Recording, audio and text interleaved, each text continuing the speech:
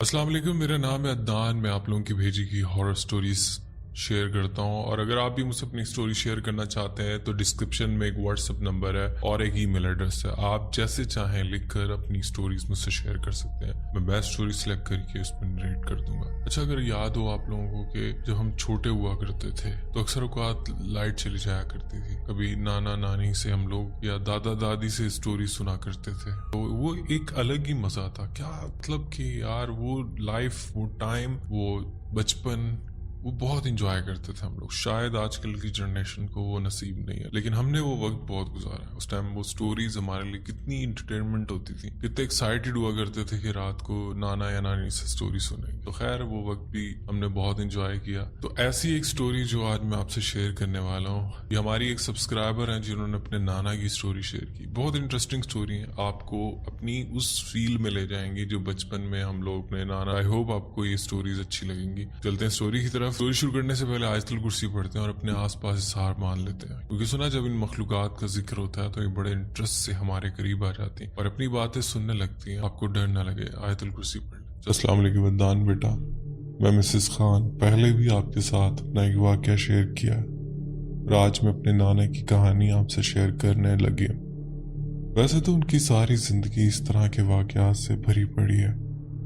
अगर मैं आपको एक एक कहानी सुनाने बैठूं तो आप उन पर पूरा नावल लिख सकते हैं, लेकिन यहाँ मैं आपको मुख्तसर करके कुछ वाकयात सुनाऊंगी। हमारे नाना सवात से ताल्लुक रखते थे, मगर वो अंग्रेजों का जमाना था। उस जमाने में वो वहां से निकले पढ़ाई के लिए और अलीगढ़ पहुंचे। वहां पर उन्होंने तिब और हिकमत की तालीम हासिल और अपनी ज्यादातर जिंदगी वहीं पर गुजारी। वहां पर रहते हुए वो रूहानियत से कब मुंसलिक हुए, किस तरह से हुए, ये कोई भी नहीं जानता, क्योंकि नानी उनकी जिंदगी में काफी बाद में आई। फिर इसके बाद उन्होंने शादी कर ली और फिर वहीं पर उनके बच्चे हुए। पहले 2 बेटे थे और फिर उसके बाद बेटियां। मेरी वालदा का छठा नंबर है। जब पाकिस्तान बना और पार्टीशन हुए, उस दिन अम्मी 6 दिन की थी, तो नाना उनको लेकर ढाका आ गए। वहां पर उन्होंने अपना मकतब खोला और वहां पर उन्होंने तिब्बे नबवी और रूहानियत में ही अपनी जिंदगी वक्फ कर दी।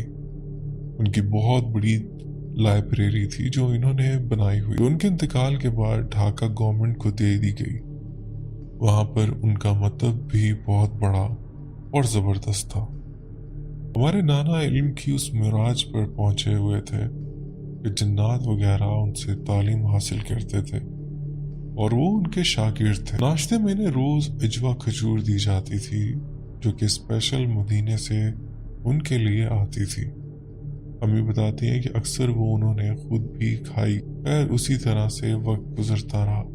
अम्मी बताती हैं कि एक दिन का वाकया है कि एक शख्स आया, वो बहुत ज्यादा परेशान था और इसके चेहरे पर एक कुर्ब था।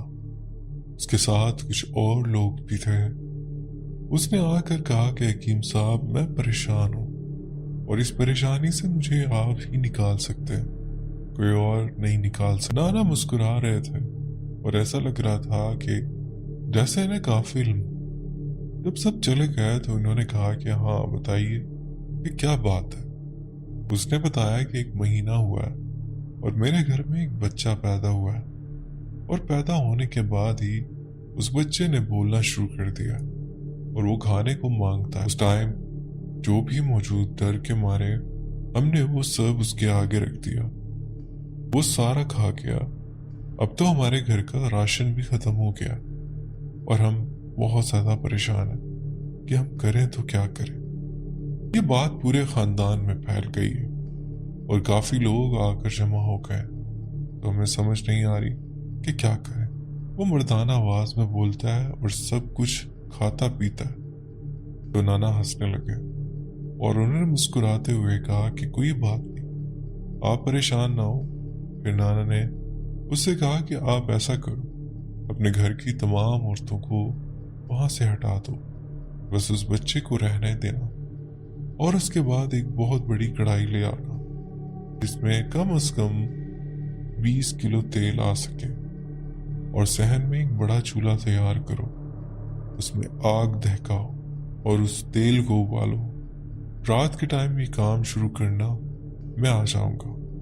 और हाँ, कमज़ोर दिल के जो भी हजरात हैं, यानी मर्दों में भी जो कमज़ोर दिल है, या फिर आपका दिल कमज़ोर होता है बच्चे को देखकर, तो आप लोग वहाँ से हट जाइएगा।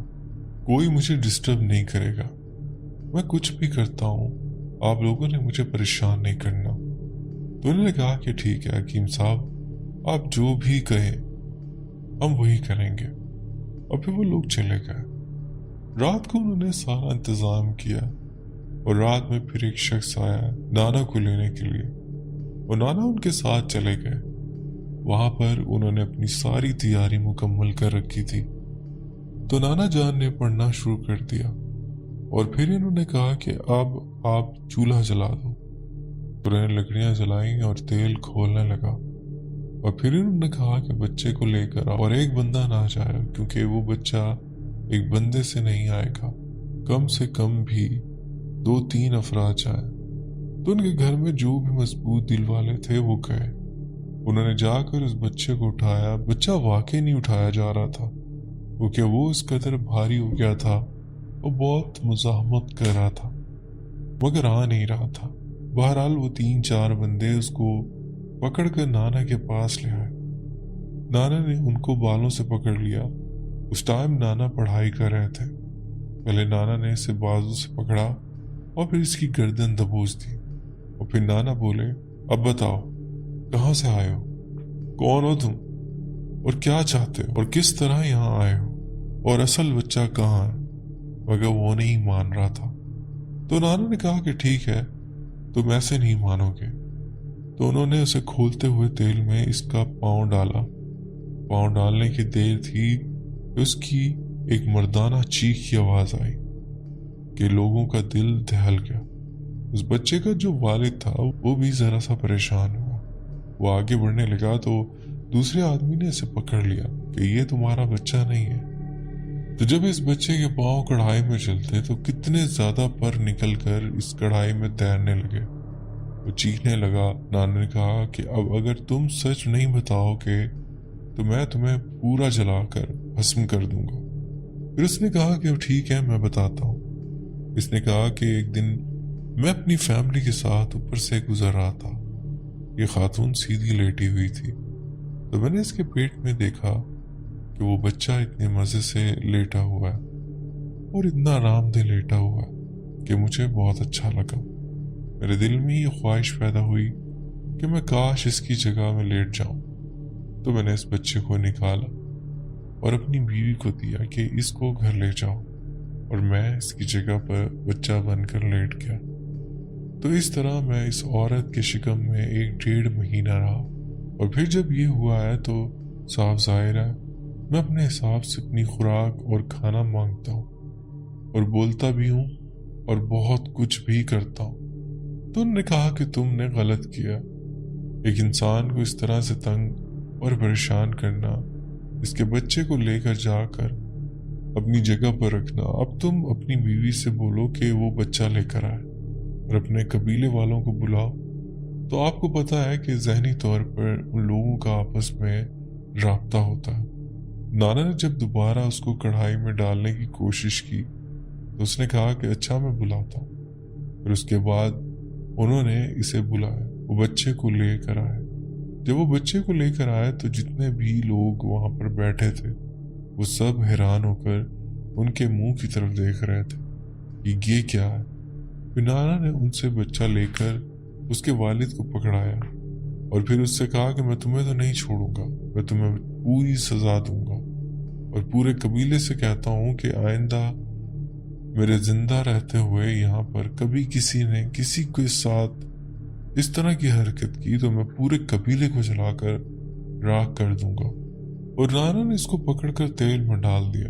तेल में डालना था कि वो पूरी कढ़ाई परों से भर गई और एक अजीब सी बदबू आने लगी। वो लोग माफिया मांगने लगे कि नहीं नहीं, आइंदा हम ऐसा नहीं करेंगे, और वो लोग वहां से चले गए। तो नाना ने उन लोगों को भी नसीहत की कि आइंदा अपनी बहू बेटियों से कहो कि इस तरह से खुलेआम सहन में या छत पर इस हालत में ना लेटा करें। और फिर नाना वापस आ गए और उनकी जिंदगी इसी तरह से चल रही थी। ان کے پاس کافی لوگ آتے تھے۔ تو وہاں پر ایک گونگا مستان ہوا کرتا تھا